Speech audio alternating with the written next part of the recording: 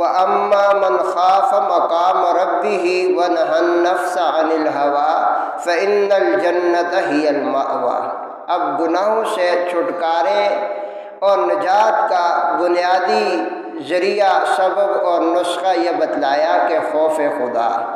یعنی جب بندے کے دل کے اندر خوف خدا پیدا ہو جائے،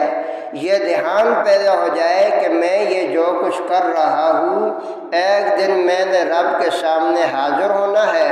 اور اپنی زندگی کے ان کرتوتوں کا، زندگی کے ان حالات کا جواب رب کو دینا ہے۔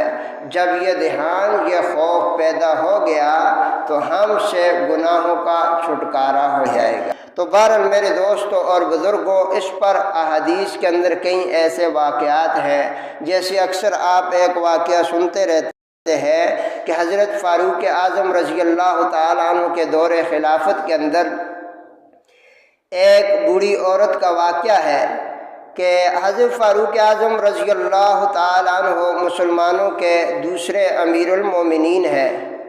آپ اپنے زمانے خلافت میں رات کو گشت کرتے تاکہ لوگوں کے حالات کا جائزہ لیا جائے، کوئی پریشان حال ہے تو اس کی پریشانی مصیبت کو دور کیا جائے، کوئی برے کام میں مبتلا ہے اس کی اصلاح کی جائے، کوئی فقر و فاقہ میں مبتلا ہے اس کی مدد کی جائے۔ تو اس کے لیے حضرت عمر فاروق رضی اللہ تعالیٰ عنہ رات کو گشت کرتے۔ ایک دن تہجد کے وقت آپ جو ہے ایک علاقے سے، ایک بستی سے گزرے تو دیکھتے کیا ہے، وہاں کچھ باتوں کی آواز آ رہی ہے۔ غور کرنے پہ پتہ چلا ایک عورت بڑی عمر کی ہے اور ایک نوجوان، یعنی آواز سے یہ اندازہ ہوا کہ دو عورتوں کا، ایک بوڑھیا کا اور ایک نوجوان عورت کا آپس میں مکالمہ ہو رہا ہے۔ اب حضرت عمر فاروق رضی اللہ تعالیٰ عنہ نے مزید غور کیا تو ماں کہہ رہی ہے کہ دودھ میں پانی ملا لو، اور اس پہ اصرار کر رہی ہے کہ پانی ملاؤ، ملاوٹ کرو، زیادہ پیسہ آئے گا اور جو ہے اس سے کسی کو خبر بھی نہیں ہوگی، رات کی تاریکی ہے، ہمیں کون دیکھ رہا ہے۔ تو اس بوڑھیا کے جواب میں اس کی بیٹی نے کہا کہ امیر المومنین کا یہ حکم ہے کہ ملاوٹ نہ کی جائے، اس کا ہمارا دین اس کی اجازت نہیں دیتا، یہ گناہ ہے۔ بوڑھیا نے اپنی بیٹی سے کہا امیر المومنین اب رات کی اندھیری میں یہاں تو نہیں، ہمیں نہیں دیکھ رہے۔ اب اس بیٹی نے کہا اگر امیر المومنین نہیں دیکھ رہے، امیر المومنین کے حاکم یعنی اللہ تعالیٰ تو دیکھ رہے ہیں۔ یہ پوری باتیں حضرت عمر فاروق رضی اللہ تعالیٰ عنہ نے سنی اور واپس چلے گئے۔ صبح کے وقت اس بستی میں گئے، تحقیق کی اس گھر کے اندر کیا معاملہ تھا، پتہ چلا کہ یہ فلاں معاملہ ہے۔ حضرت عمر فاروق رضی اللہ تعالیٰ عنہ نے دیکھا کہ اس بچی کے دل کے اندر وہ کیفیت، وہ دھیان جو اصل چیز ہے، جو ہر مسلمان کے دل میں ہونا چاہیے، وہ جو ہے پورے اتم درجے میں موجود ہے۔ اب حضرت عمر فاروق رضی اللہ تعالی عنہ نے اس بچی کے لیے اپنے بیٹے کا رشتہ بھیجا حضرت عبداللہ ابن عمر رضی اللہ تعالی عنہ کا۔ درمیان میں یہ بات بھی سمجھ لیں کہ ہمارا عام طور پر اب معاشرے کے اندر یہ رویہ، یہ طرز، یہ عمل بنتا جا رہا ہے۔ ہماری یہ چاہت ہوتی ہے کہ کوئی مشہور لڑکی ہو جو جس کے بڑے فین ہوں، بڑی ماڈل ہو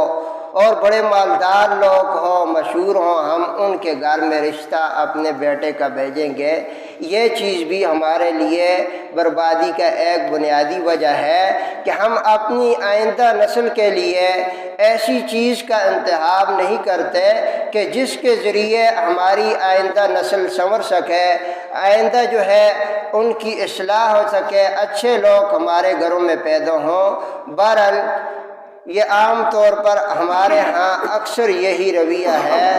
ہمارے اندر یہ کیفیت ہونی چاہیے کہ ہم اچھے نیک لوگوں کے ساتھ اپنا تعلق بنائیں، اس کی بڑی برکتیں ہوتی ہیں اور اس کے بڑے ثمرات آئندہ نسلوں تک چلتے ہیں۔ بہرحال حضرت عمر رضی اللہ تعالیٰ عنہ نے رشتہ بھیجا، اس بچی کا نکاح اپنے بیٹے حضرت عبداللہ ابن عمر سے کرایا، اور اسی بچی کے خاندان یعنی نواسے حضرت عمر بن عبد العزیز جو ہے یہ اسی بچی کے نواسے میں سے ہے، یعنی کہ اس خوف خدا تقوی کے ثمرات آئندہ نسلوں میں ایسے عظیم لوگ پیدا ہوتے ہیں۔ بہرحال یہ درمیان ضمن بات تھی، اصل جو بات کی جا رہی تھی وہ یہ ہے کہ امیر المومنین نے دیکھا کہ اس بچی کے اندر اللہ نے وہ صلاحیت رکھی ہے جو اصل مطلوب چیز ہے، یعنی خلوت ہو یا جلوت ہو، ہر حال میں ہمارا یہ دھیان ہو، ہمارے اندر یہ کیفیت ہو کہ ہمارا رب ہمیں دیکھ رہا ہے۔ یہ کیفیت جب پیدا ہو گئی تو سمجھ جاؤ ہم کامیاب ہیں، تمام گناہوں سے ہمیں چھٹکارا مل گیا، تمام معصیت سے ہم بچ گئے۔ آج یہ چیز ہمارے اندر سے مفقود ہو گئی، ختم